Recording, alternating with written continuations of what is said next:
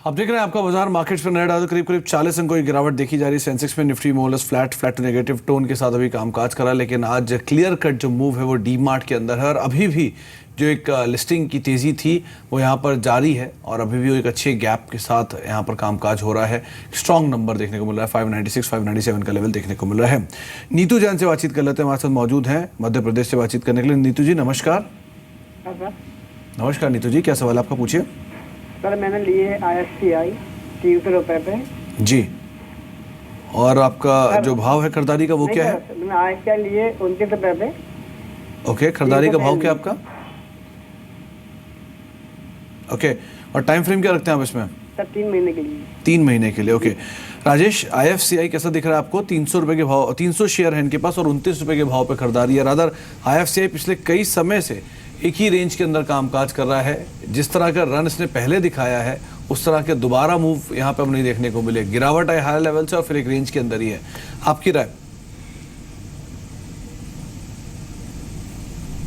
देखिए, मुझे नहीं लगता कि बहुत जल्दबाजी में इस रेंज से निकल पाएगा अनलेस एंड कोई कॉर्पोरेट न्यूज़ निकल कर आए, और जिसकी संभावना इस वक्त बहुत कम है। हालांकि इनकी कुछ होल्डिंग्स हैं और जिस तरह के परफॉर्मेंस में टर्न अराउंड दिखाया है पिछले 2-3 क्वार्टर्स से, उससे उम्मीद तो बनती है। बट चूंकि इनका नज़रिया बहुत छोटा है और इस वक्त कोई विशेष मुनाफे या लॉस में नहीं है, निकल जाने की सलाह रहेगी।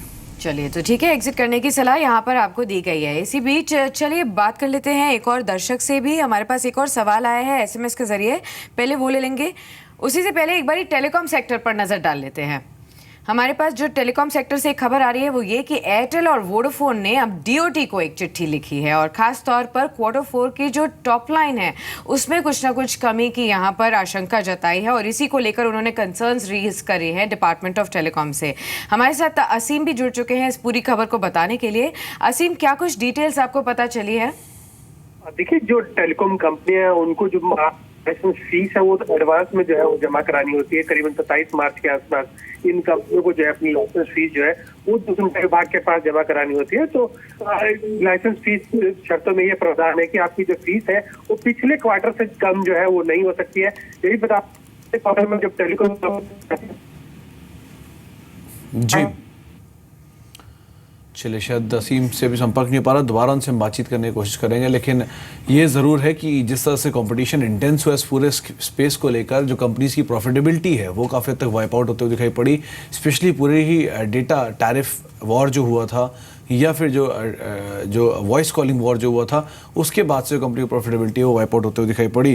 राजेश, आप क्या राय रखते हैं टेलीकॉम स्पेस को लेकर? खास तौर से अब जो कंसोलिडेशन हो रहा है, कंसोलिडेशन के बाद जो एक प्राइस वॉर जैसी सिचुएशन थी, फिर कंसोलिडेशन और अब जो लिमिटेड कंपनीज बचेंगी, किस तरह के एवेन्यूज आप देख रहे हैं इस पूरे स्पेस पे?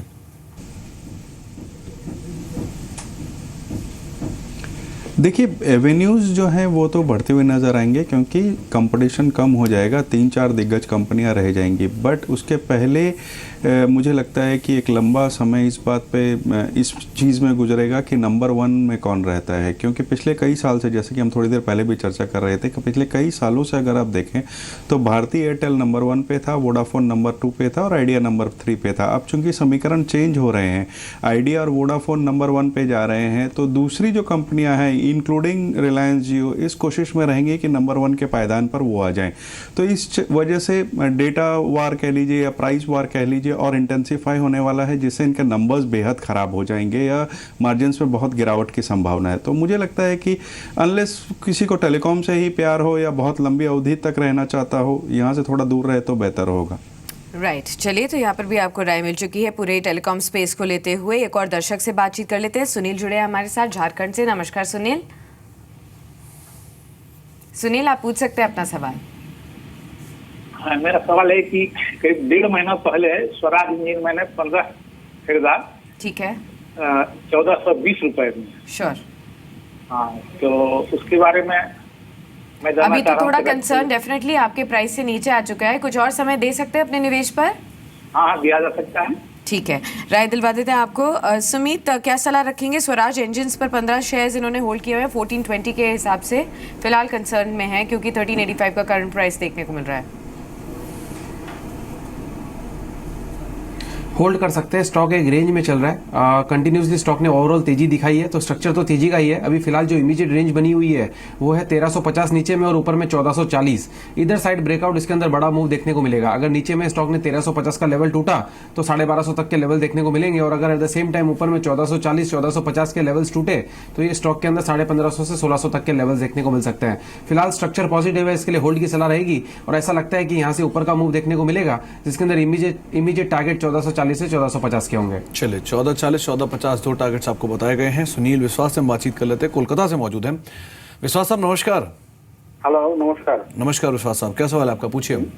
मेरा पास 2 शेयर है, जी। एक तो steel authority of India okay, और किस एक भाव तो पे? है TWL किस भाव पे? 61 TWL टीटागढ़ वागन। ओके, दोनों में सेल आपने 61 पे बताया खरीदारी आपकी, और टीटागढ़ कितने में खरीदारी है?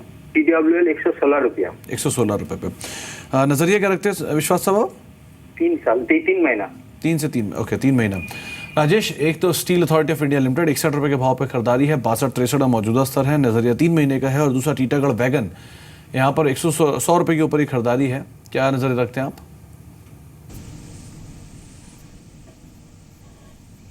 देखिए, सेल की अगर बात करें तो मुझे लगता है कि कुमदा कंपनी है। स्टील में जिस तरह की हलचल हम देख रहे हैं पिछले कई महीनों से, उससे ऐसा लगता है कि जो बॉटम आउट होता हुआ ये पूरा सेक्टर नज़र आ रहा है। और दूसरे, चाइना में जब प्रोडक्शन कट हो गया है तो वहाँ से भी थोड़ी राहत निकल कर आ रही है। तीसरे, अगर आप देखें तो सरकार का जो नज़रिया है इंफ्रास्ट्रक्चर और हाउसिंग के, और इसको लेकर के स्टील में डिमांड बढ़ती हुई नज़र आएगी।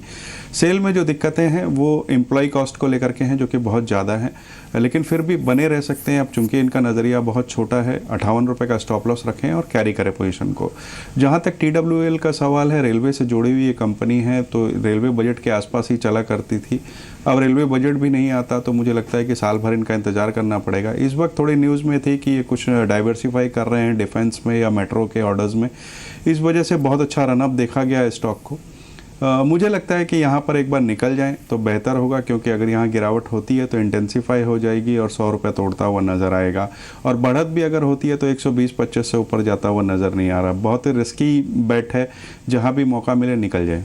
श्योर, तो मौका मिलने पर एग्जिट की सलाह आपको टीटागढ़ वैगन्स के संदर्भ में दी गई है। इसी के साथ आपका बाजार को यहीं समेटना होगा। बहुत बहुत शुक्रिया राजेश आपका हमारे साथ जुड़े रहने के लिए। सुमित, आपका भी बहुत बहुत शुक्रिया।